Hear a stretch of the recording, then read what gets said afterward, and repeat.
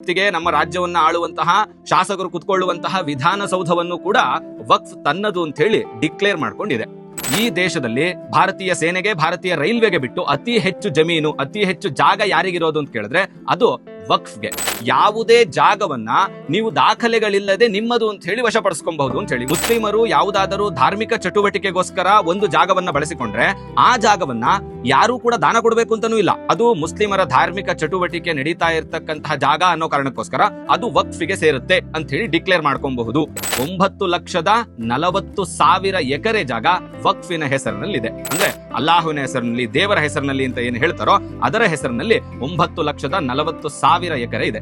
ಯಾರೋ ಒಬ್ರು ಇದು ವಕ್ಫ್ ಅಂತ ಹೇಳಿದ್ರು ಅಂತಂದ್ರೆ ಅದು ಅವರದ್ದೇ ಟ್ರಿಬ್ಯುನಲ್ ನಲ್ಲಿ ಕ್ಲೈಮ್ ಆಗ್ತಾ ಇತ್ತು. ಅವರದನ್ನ ತೀರ್ಪಾಗಿ ಕೊಟ್ಟು ಇದು ವಕ್ಫಿನ ಜಾಗ ಅಂತ ಹೇಳಿ ತೀರ್ಪನ್ನು ಕೊಡ್ತಾ ಇದ್ರು. ಆದ್ರೆ ಈಗ ಅದು ಹಾಗೆ ಆಗ್ಲಿಕ್ಕೆ ಸಾಧ್ಯ ಇಲ್ಲ. ಪಾರದರ್ಶಕವಾಗಿ ಕೇಂದ್ರದ ಪೋರ್ಟಲ್ ನಲ್ಲಿ ನಿರ್ಧಾರ ಆಗುತ್ತೆ.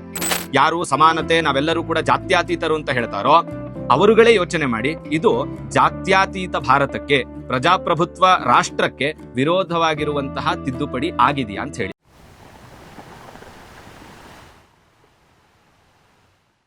ಎಲ್ರಿಗೂ ನಮಸ್ಕಾರ. ವಾರಿಧಿ ಯೂಟ್ಯೂಬ್ ಚಾನಲ್ಗೆ ತಮ್ಗೆಲ್ರಿಗೂ ಕೂಡ ಆತ್ಮೀಯವಾದಂತಹ ಸ್ವಾಗತ. ನಾನು ಶಶಾಂಕ ಹಿಂದೂ. ತಮ್ಮ ನೋಡೇ ನಿಮ್ಗೆಲ್ಲರಿಗೂ ವಿಚಾರ ಗೊತ್ತಾಗಿರುತ್ತೆ ಈ ವಿಡಿಯೋದ ವಿಷಯ ಏನು ಅಂತ ಹೇಳಿ. ಕಳೆದ 2-3 ದಿನಗಳಿಂದ ಇಡೀ ರಾಷ್ಟ್ರಾದ್ಯಂತ ಚರ್ಚೆಯಲ್ಲಿರುವಂತಹ ವಿಚಾರ ಏನು ಅಂತ ಹೇಳಿದ್ರೆ ಅದು ವಕ್ಫ್ ಬಗ್ಗೆ ಈ ಹಿಂದೆಯೂ ಕೂಡ ರಾಜ್ಯದಲ್ಲಿ, ರಾಷ್ಟ್ರದಲ್ಲಿ ಅನೇಕ ಬಾರಿ ಚರ್ಚೆಗಳಾಗಿದ್ದಾವೆ. ರೈತರ ಜಾಗಗಳನ್ನ ಒತ್ತುವರಿ ಮಾಡ್ಕೊಂಡಿದೆ, ಹಾಗೆ ದೇವಸ್ಥಾನಗಳನ್ನ ಒತ್ತುವರಿ ಮಾಡ್ಕೊಂಡಿದೆ. ಈ ರೀತಿಯ ಅನೇಕ ವಿಚಾರಗಳಿಗೆ ವಕ್ಫ್ ಸುದ್ದಿಯಲ್ಲಿತ್ತು. ಆದ್ರೆ ಈ ಬಾರಿ ಸುದ್ದಿಯಲ್ಲಿರುವುದಕ್ಕೆ ಕಾರಣ ಏನು ಅಂತ ಹೇಳಿದ್ರೆ ಕೇಂದ್ರದಲ್ಲಿ ವಕ್ಫ್ ತಿದ್ದುಪಡಿಯನ್ನ ಮಂಡನೆ ಮಾಡ್ತಾ ಇರೋದಕ್ಕೆ. ಸೊ ಈ ವಿಚಾರದಲ್ಲಿ ಅನೇಕ ಬಾರಿ ನಾವು ವಕ್ಫ್ ಬಗ್ಗೆ, ವಕ್ಫ್ ಏನ್ ಮಾಡುತ್ತೆ, ವಕ್ಫ್ ಅಂದ್ರೇನು, ಯಾಕೆ ಇಷ್ಟು ಕಾಂಟ್ರವರ್ಷಿಯಲ್ ಆಗಿದೆ ಈ ವಿಚಾರ, ಮತ್ತೆ ಅನೇಕ ಬಾರಿ ತಿದ್ದುಪಡಿಗಳಾದಂತಹ ಸಂದರ್ಭದಲ್ಲಿ ಇದಕ್ಕೆ ನೀಡಿರುವಂತಹ ಅಧಿಕಾರಗಳೇನು, ಎಲ್ಲ ವಿಚಾರಗಳನ್ನ ಈ ವಿಡಿಯೋದಲ್ಲಿ ನೋಡ್ತಾ ಹೋಗೋಣ. ಒಟ್ಟಾರೆ ಈ ವಿಡಿಯೋದಲ್ಲಿ ಕಂಪ್ಲೀಟ್ ನ ವಕ್ಫ್ ಇತಿಹಾಸವನ್ನ, ವಕ್ಫಿನ ಡೀಟೇಲ್ಸ್ ಅನ್ನ ನೀಡ್ತಾ ಹೋಗ್ತೀನಿ. ಮೊದಲನೇದಾಗಿ ವಕ್ಫ್ ಅನ್ನುವಂತಹ ಪದ ಬಂದಿರುವಂತಹದ್ದು ಅರಬ್ಬಿನ ವಕೀಫಾ ಅನ್ನುವಂತಹ ಪದದಿಂದ. ವಕೀಫಾ ಅಂತ ಹೇಳಿದ್ರೆ ಅದು ನಿಲ್ಲುವುದು, ಉಳಿದುಕೊಳ್ಳುವುದು. ವಿಸ್ತಾರವಾಗಿ ನೋಡೋದಾದ್ರೆ ರಕ್ಷಣೆಯನ್ನ ನೀಡುವಂತಹದ್ದು ಅಥವಾ ಆಸರೆಯನ್ನ ನೀಡುವಂತಹದ್ದು ಅಂತ ಹೇಳಿ. ಭಾರತದಲ್ಲಿ ಮೊದಲನೆಯ ಬಾರಿಗೆ ವಕ್ಫ್ ಯಾವಾಗ ಜಾರಿಗೆ ಬಂತು ಅಂತ ಹೇಳಿದ್ರೆ 1954ರಲ್ಲಿ. 1954ರಲ್ಲಿ ವಕ್ಫ್ ಜಾರಿ ಬರೋದಕ್ಕೆ ಕಾರಣ ಏನು ಅಂತ ಹೇಳಿದ್ರೆ ಭಾರತದ ವಿಭಜನೆಯಾದಂತಹ ಸಂದರ್ಭದಲ್ಲಿ ಯಾರು ಭಾರತವನ್ನ ಬಿಟ್ಟು ಮುಸಲ್ಮಾನರು ಪಾಕಿಸ್ತಾನಕ್ಕೆ ಹೋಗಿದ್ರೋ ಅವರ ಆಸ್ತಿಗಳ ಸಂರಕ್ಷಣೆಗಾಗಿ, ಆ ಆಸ್ತಿಗಳನ್ನ ಮುಸ್ಲಿಮರ ಧಾರ್ಮಿಕ ಚಟುವಟಿಕೆಗಳಿಗೆ ಬಳಸಿಕೊಳ್ಳೋದಕ್ಕಾಗ್ಲಿ, ಅಥವಾ ಅವರಲ್ಲಿ ಅಂದ್ರೆ ಮುಸ್ಲಿಮರಲ್ಲಿ ಯಾರು ಆರ್ಥಿಕವಾಗಿ ಹಿಂದುಳಿದಿದ್ದಾರೋ ಆ ರೀತಿಯಾದಂಥವ್ರಿಗೆ ಸಹಕಾರ ನೀಡೋದಕ್ಕಾಗ್ಲಿ, ಅಥವಾ ಅಲ್ಲೊಂದು ಹಾಸ್ಪಿಟಲ್ ಅನ್ನೋ, ಶಾಲೆಯನ್ನೋ, ಈ ರೀತಿಯಾದಂತಹ ಅನೇಕ ವಿಚಾರಗಳಿಗೆ ಆ ಜಾಗವನ್ನ ಬಳಸಿಕೊಳ್ಬೇಕು, ಅದನ್ನ ಸಂರಕ್ಷಿಸಿ ಇಡಬೇಕು, ಮತ್ತೆ ಅದು ಒಂದು ಕಾನೂನಿನ ಚೌಕಟ್ಟಿನ ಅಡಿಯಲ್ಲಿ, ಒಂದು ಜಾಗದಲ್ಲಿ ಅಥವಾ ಒಂದು ಚೌಕಟ್ಟಿನ ಅಡಿಯಲ್ಲಿ ಬರಬೇಕು ಅನ್ನೋ ಕಾರಣಕ್ಕೋಸ್ಕರ ವಕ್ಫ್ ಅನ್ನುವಂತಹ ಬೋರ್ಡ್ ಅನ್ನ ಸ್ಥಾಪನೆ ಮಾಡಲಾಯಿತು. ಮುಂದುವರೆದು 1955ರಲ್ಲಿ ಮೊದಲನೇ ಬಾರಿಗೆ ಇದಕ್ಕೆ ಒಂದು ತಂಡವನ್ನ ರಚನೆ ಮಾಡಲಾಗುತ್ತೆ, ಒಂದು ಮಂಡಳಿಯನ್ನ ರಚನೆ ಮಾಡಲಾಗುತ್ತೆ. ಅದನ್ನ ವಕ್ಫ್ ಕೌನ್ಸಿಲ್ ಅಂತ ಹೇಳಿ ಕರೆಯಲಾಗುತ್ತೆ. ಆ ಕೌನ್ಸಿಲ್ ನಲ್ಲಿ, ರಾಷ್ಟ್ರೀಯ ಕೌನ್ಸಿಲ್ ನಲ್ಲಿ, ದೇಶಕ್ಕೆ ಇರುವಂತಹ ಒಂದು ಕೌನ್ಸಿಲ್ ನಲ್ಲಿ ಅದರಲ್ಲಿ 21 ಜನ ಇರ್ತಾರೆ. ಮುಂದುವರೆದು ರಾಜ್ಯಕ್ಕೆ ಇರುವಂತಹ ಒಂದು ಕೌನ್ಸಿಲ್ ಏನಿದೆ ಅದರಲ್ಲಿ 11 ಜನ ಇರ್ತಾರೆ. ಎರಡರಲ್ಲೂ ಕೂಡ ಅಧ್ಯಕ್ಷರಿರ್ತಾರೆ, ಅದರಲ್ಲಿ ರಿಟೈರ್ಡ್ ಜಡ್ಜ್ಗಳಿರ್ತಾರೆ, ವಕೀಲರಿರ್ತಾರೆ. ಆ ಮಂಡಳಿಯಲ್ಲಿ, ಆ ಕೌನ್ಸಿಲ್ ಅಲ್ಲಿ ಮುಸ್ಲಿಮರು ಒಂದಷ್ಟು ಜನ ಸದಸ್ಯರಿರ್ತಾರೆ, ಹಾಗೆ ಸಂಸದರಿರ್ತಾರೆ, ಶಾಸಕರಿರ್ತಾರೆ. ಈ ರೀತಿಯಾದಂತಹ ಅನೇಕ ಜನರನ್ನ ಒಳಗೊಂಡಂತಹ ಕೌನ್ಸಿಲ್ ಮಂಡಳಿ ಅದಾಗಿರುತ್ತೆ. ಈ ರೀತಿಯಾದಂತಹ ಒಂದು ಕಾನೂನಿನಲ್ಲಿ ತಿದ್ದುಪಡಿ ಬರುತ್ತೆ. ಮುಂದುವರೆದು 1995ರಲ್ಲಿ ಯಾವಾಗ PV ನರಸಿಂಹರಾವ್ ಅವರು ಪ್ರಧಾನಮಂತ್ರಿಗಳಾಗಿರ್ತಾರೋ, ಮನಮೋಹನ್ ಸಿಂಗ್ ಅವರು ಹಣಕಾಸು ಸಚಿವರಾಗಿರ್ತಾರೋ, ಆಗ ವಕ್ಫ್ 1994 ಅನ್ನುವಂತಹ ಈ ಒಂದು ಕಾಯ್ದೆ ಏನಿದೆ ಇದರಲ್ಲಿ ಮತ್ತೊಮ್ಮೆ ತಿದ್ದುಪಡಿಯನ್ನ ತರಲಾಗುತ್ತೆ. ಈ ತಿದ್ದುಪಡಿ ಬಂದಂತಹ ಸಂದರ್ಭದಲ್ಲಿ ಅದರಲ್ಲಿ ವಿಶೇಷವಾದಂತಹ ಒಂದು ಅಧಿಕಾರವನ್ನ ಅವರ ಕೈಗೆ ಕೊಡಲಾಗುತ್ತೆ. ಏನು ಅಂತ ಹೇಳಿದ್ರೆ ವಕ್ಫ್ ಟ್ರಿಬ್ಯುನಲ್ ಸ್ಥಾಪನೆಯನ್ನ ಮಾಡಲಾಗುತ್ತೆ. ವಕ್ಫಿನ ಟ್ರಿಬ್ಯುನಲ್ ಏನು ಅಂತ ಹೇಳಿದ್ರೆ ಅದರಲ್ಲಿ ಅವರೇ ಪೊಲೀಸು, ಅವರೇ ವಕೀಲರು, ಅವರೇ ಜಡ್ಜು.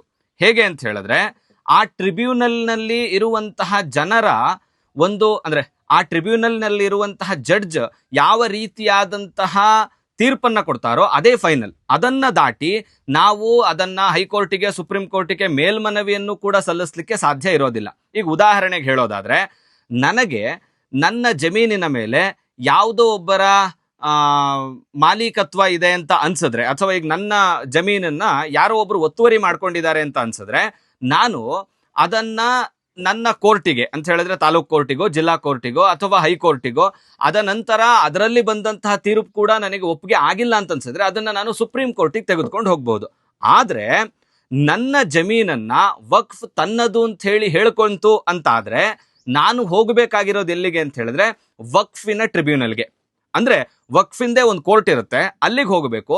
ಅವರು ಯಾವ ರೀತಿಯಾದಂತಹ ಜಡ್ಜ್ಮೆಂಟ್ ಅನ್ನ ಕೊಡ್ತಾರೋ ಅದೇ ಫೈನಲ್. ಮತ್ತೆ ನಾನು ಅದನ್ನ ಪ್ರಶ್ನಿಸಿ ಹೈಕೋರ್ಟಿಗೆ, ಸುಪ್ರೀಂ ಕೋರ್ಟಿಗೆ ಹೋಗ್ಲಿಕ್ಕೆ ಸಾಧ್ಯ ಆಗೋದಿಲ್ಲ. ಈ ರೀತಿಯಾದಂತಹ ಒಂದು ತಿದ್ದುಪಡಿಯನ್ನ 1995ರಲ್ಲಿ ತಂದುಬಿಡ್ತಾರೆ.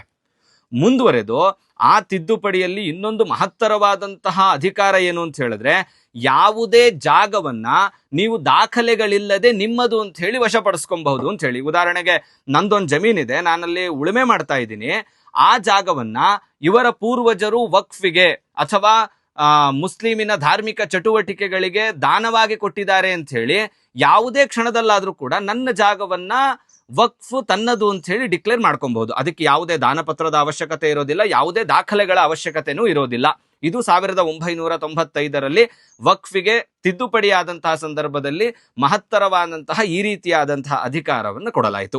ಇನ್ನ ಮತ್ತೊಂದು ಅಧಿಕಾರ ಏನ್ ಕೊಡಲಾಯಿತು ಅಂತ ಹೇಳಿದ್ರೆ ವಕ್ಫ್ ಬೈ ಯೂಸರ್ ಅನ್ನುವಂತಹ ಅಧಿಕಾರ. ಅಂದ್ರೆ ಮುಸ್ಲಿಮರು ಯಾವುದಾದರೂ ಧಾರ್ಮಿಕ ಚಟುವಟಿಕೆಗೋಸ್ಕರ ಒಂದು ಜಾಗವನ್ನ ಬಳಸಿಕೊಂಡ್ರೆ ಆ ಜಾಗವನ್ನ ಯಾರು ಕೂಡ ದಾನ ಕೊಡಬೇಕು ಅಂತನೂ ಇಲ್ಲ. ಅದು ಮುಸ್ಲಿಮರ ಧಾರ್ಮಿಕ ಚಟುವಟಿಕೆ ನಡೀತಾ ಇರ್ತಕ್ಕಂತಹ ಜಾಗ ಅನ್ನೋ ಕಾರಣಕ್ಕೋಸ್ಕರ ಅದು ವಕ್ಫಿಗೆ ಸೇರುತ್ತೆ ಅಂತ ಹೇಳಿ ಡಿಕ್ಲೇರ್ ಮಾಡ್ಕೊಬಹುದು ಅಂತ ಹೇಳಿ 1995ರ ತಿದ್ದುಪಡಿಯಲ್ಲಿ ಈ ಅಧಿಕಾರವನ್ನು ಕೂಡ ನೀಡಲಾಗುತ್ತೆ. ಇದಕ್ಕೆ ಉದಾಹರಣೆಯಾಗಿ ನಾವು ಶಿವಮೊಗ್ಗ ಜಿಲ್ಲಾಧಿಕಾರಿಗಳ ಕಚೇರಿಯ ಮುಂಭಾಗದ ಒಂದು ಜಮೀನಿನ ವಿವಾದ ಏನಿದೆ ಅದನ್ನು ಕೂಡ ನೋಡಬಹುದು. ಹುಬ್ಬಳ್ಳಿಯ ರಾಣಿ ಚೆನ್ನಮ್ಮ ಮೈದಾನವನ್ನು ಕೂಡ ನೋಡಬಹುದು.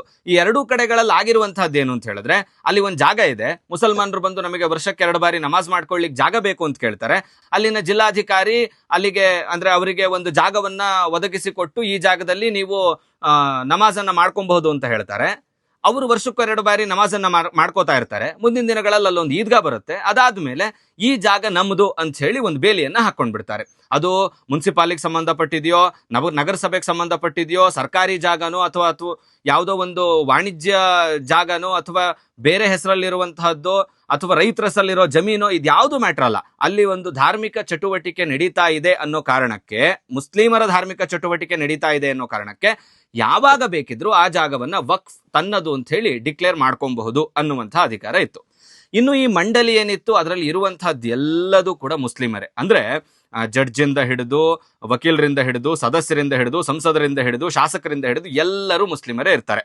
ಸೊ ನಾವು ಆ ಟ್ರಿಬ್ಯುನಲ್ಗೆ ಹೋದಂತಹ ಸಂದರ್ಭದಲ್ಲಿ ತೀರ್ಪು ಯಾರ ಪರ ಬರುತ್ತೆ ಅದು ನಿಮಗೆ ಗೊತ್ತಿರುತ್ತೆ. ಇದೊಂಥರ ಹೇಗಾಯ್ತು ಅಂತ ಹೇಳಿದ್ರೆ, ಒಂದು ಕಾಡಲ್ಲಿ ನರಿ ರಾಜ ಆಗಿರುತ್ತೆ, ಕುರಿಗಳ ಹಿಂಡೊಂದು ಆ ಕಾಡಲ್ಲಿ ವಾಸ ಮಾಡ್ತಾ ಇರುತ್ತೆ. ಒಂದು ನರಿ ಬಂದು ಆ ಕುರಿಯ ಹಿಂಡಿನಲ್ಲಿರುವಂತಹ ಒಂದು ಕುರಿಯನ್ನ ತಿನ್ನುತ್ತೆ.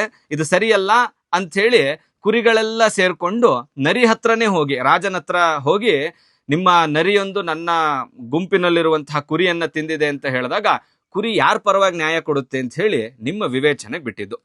ಸೊ ವಕ್ಫ್ ಈ ರೀತಿಯಾಗಿ ಅನೇಕ ಜಾಗಗಳನ್ನ ತಂದು ಅಂತ ಹೇಳಿ ಡಿಕ್ಲೇರ್ ಮಾಡ್ಕೊಂಡಿದೆ. ಅದು ವಿಜಯಪುರ ಜಿಲ್ಲೆಯ ಕೇವಲ ಒಂದೇ ಜಿಲ್ಲೆಯಲ್ಲಿ 15,000 ಎಕರೆ ಇರಬಹುದು, ಅಥವಾ 12ನೇ ಶತಮಾನದಲ್ಲಿ ಬಸವಣ್ಣನವರು ಸ್ಥಾಪಿಸಿರುವಂತಹ ಐಕ್ಯ ಮಂಟಪದ ಜಾಗ ಇರಬಹುದು, ಇನ್ನು ಬೆಂಗಳೂರಿನ ಪ್ರೈಮ್ ಪ್ರಾಪರ್ಟಿಗಳಿರಬಹುದು. ಅಷ್ಟೇ ಅಲ್ಲದೆ ಇವತ್ತಿಗೆ ನಮ್ಮ ರಾಜ್ಯವನ್ನ ಆಳುವಂತಹ ಶಾಸಕರು ಕುತ್ಕೊಳ್ಳುವಂತಹ ವಿಧಾನಸೌಧವನ್ನು ಕೂಡ ವಕ್ಫ್ ತನ್ನದು ಅಂತ ಹೇಳಿ ಡಿಕ್ಲೇರ್ ಮಾಡ್ಕೊಂಡಿದೆ. ಈ ರೀತಿಯಾಗಿ ದೇಶದಲ್ಲಿ ಅನೇಕ ಜಾಗಗಳನ್ನ ವಕ್ಫ್ ತನ್ನದು ಅಂತ ಹೇಳಿ ಡಿಕ್ಲೇರ್ ಮಾಡ್ಕೊಂಡಿದೆ. ಅಷ್ಟೇ ಅಲ್ಲದೆ ಈ ದೇಶದಲ್ಲಿ ಭಾರತೀಯ ಸೇನೆಗೆ, ಭಾರತೀಯ ರೈಲ್ವೆಗೆ ಬಿಟ್ಟು ಅತಿ ಹೆಚ್ಚು ಜಮೀನು, ಅತಿ ಹೆಚ್ಚು ಜಾಗ ಯಾರಿಗಿರೋದು ಅಂತ ಕೇಳಿದ್ರೆ ಅದು ವಕ್ಫ್ಗೆ. ಅಂದ್ರೆ ಪ್ರಸ್ತುತ ಭಾರತದಲ್ಲಿ 9,40,000 ಎಕರೆ ಜಾಗ ವಕ್ಫಿನ ಹೆಸರಿನಲ್ಲಿದೆ. ಅಂದ್ರೆ ಅಲ್ಲಾಹುವಿನ ಹೆಸರಿನಲ್ಲಿ, ದೇವರ ಹೆಸರಿನಲ್ಲಿ ಅಂತ ಏನು ಹೇಳ್ತಾರೋ ಅದರ ಹೆಸರಿನಲ್ಲಿ 9,40,000 ಎಕರೆ ಇದೆ.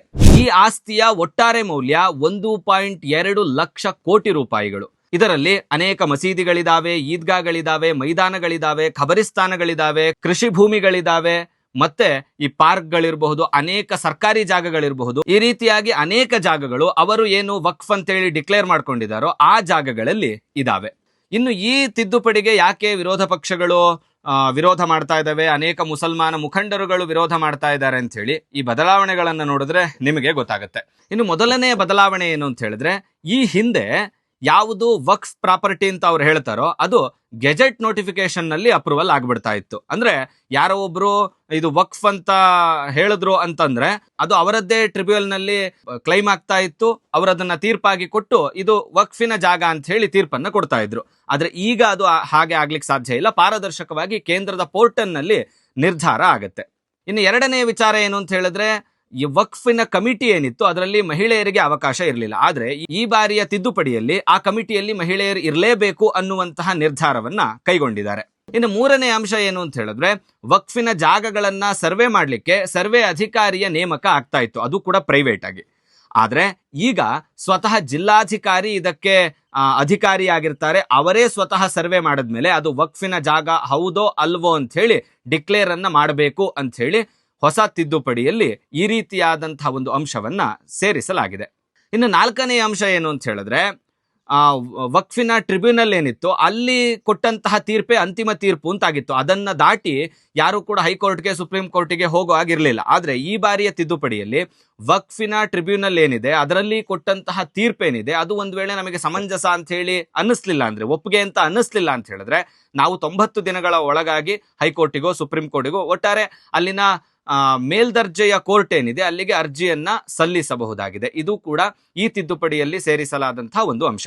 ಇನ್ನು ಐದನೇ ಅಂಶ ಏನು ಅಂತ ಹೇಳಿದ್ರೆ, ವಕ್ಫಿನ ಮಂಡಳಿಯಲ್ಲಿ ಕೇವಲ ಮುಸ್ಲಿಮರು ಮಾತ್ರ ಇರ್ತಿದ್ರು. ಆದ್ರೆ ಈ ಬಾರಿ ಮುಸ್ಲಿಮೇತರರು ಕೂಡ 2-3 ಜನ ಇರಬೇಕು ಅಂತ ಹೇಳಿ ತಿದ್ದುಪಡಿಯಲ್ಲಿ ಒಂದು ಹೊಸ ಅಂಶವನ್ನ ಸೇರಿಸಲಾಗಿದೆ. ಇದಕ್ಕೆ ಅನೇಕ ಕಡೆ ವಿರೋಧಗಳು ಕೂಡ ಇತ್ತು. ಏನಂತ ಹೇಳಿದ್ರೆ, ವಕ್ಫ್ ಇರುವಂತಹದ್ದು ಕೇವಲ ಮುಸಲ್ಮಾನರಿಗೆ, ಇದರಲ್ಲಿ ಮುಸ್ಲಿಮೇತರರು ಏನಕ್ಕೆ ಬೇಕು ಅಂತ ಹೇಳಿ. ಆದ್ರೆ ಅದಕ್ಕೆ ಈ ತಿದ್ದುಪಡಿಯನ್ನ ಮಂಡನೆ ಮಾಡಿದಂಥವರು ಸೂಕ್ತವಾದಂತಹ ಉತ್ತರವನ್ನ ಕೊಟ್ಟಿದ್ದಾರೆ. ಏನಂತ ಹೇಳಿದ್ರೆ, ವಕ್ಫ್ ಕೇವಲ ಮುಸ್ಲಿಮರ ಆಸ್ತಿಯನ್ನಷ್ಟೇ ಡಿಕ್ಲೇರ್ ಮಾಡ್ಕೋತಾ ಇಲ್ಲ, ಮುಸ್ಲಿಮೇತರರ ಆಸ್ತಿಯನ್ನು ಕೂಡ ಡಿಕ್ಲೇರ್ ಮಾಡ್ಕೋತಾ ಇರೋದ್ರಿಂದ ಇದರಲ್ಲಿ ಮುಸ್ಲಿಮೇತರರು ಇರಬೇಕು ಅನ್ನುವಂತಹ ಉತ್ತರವನ್ನು ಕೊಟ್ಟು ಈ ಅಂಶವನ್ನ ಸೇರಿಸಲಾಗಿದೆ. ಇನ್ನು ಆರನೇ ಅಂಶ ಏನು ಅಂತ ಹೇಳಿದ್ರೆ, ದಾಖಲೆಗಳಿಲ್ಲದೆಯೂ ಕೂಡ ಹಿಂದೆ ಮುಟ್ಟುಗೋಲನ್ನ ಹಾಕ್ತಾ ಇತ್ತು. ಅಂದ್ರೆ ಯಾವ್ದೋ ಒಂದು ಜಾಗಕ್ಕೆ ಬಂದ್ಬಿಟ್ಟು ಇದು ನಿಮ್ ಪೂರ್ವಜರು ನಮಗೆ ದಾನ ಕೊಟ್ಟಿದ್ರು ಅಂತ ಹೇಳಿ ಆ ಜಾಗವನ್ನ ವಕ್ಫ್ ಅಂತ ಹೇಳಿ ಡಿಕ್ಲೇರ್ ಮಾಡ್ಕೋತಾ ಇದ್ರು. ಆದ್ರೆ ಈಗ ಆ ದಾಖಲೆಗಳಿರ್ಬೇಕು, ದಾನಪತ್ರ ಇರಬೇಕು ಅಥವಾ ಬೇರೆ ದಾಖಲೆಗಳು ಏನೇನಿದಾವೆ ಅದೆಲ್ಲ ಇದ್ರೆ ಮಾತ್ರ ಈ ಜಾಗ ವಕ್ಫ್ ಅಂತ ಹೇಳಿ ಡಿಕ್ಲೇರ್ ಮಾಡ್ಕೊಳ್ಳಿಕ್ಕೆ ಸಾಧ್ಯ ಅನ್ನುವಂತಹದ್ದು ಹೊಸ ತಿದ್ದುಪಡಿಯಲ್ಲಿ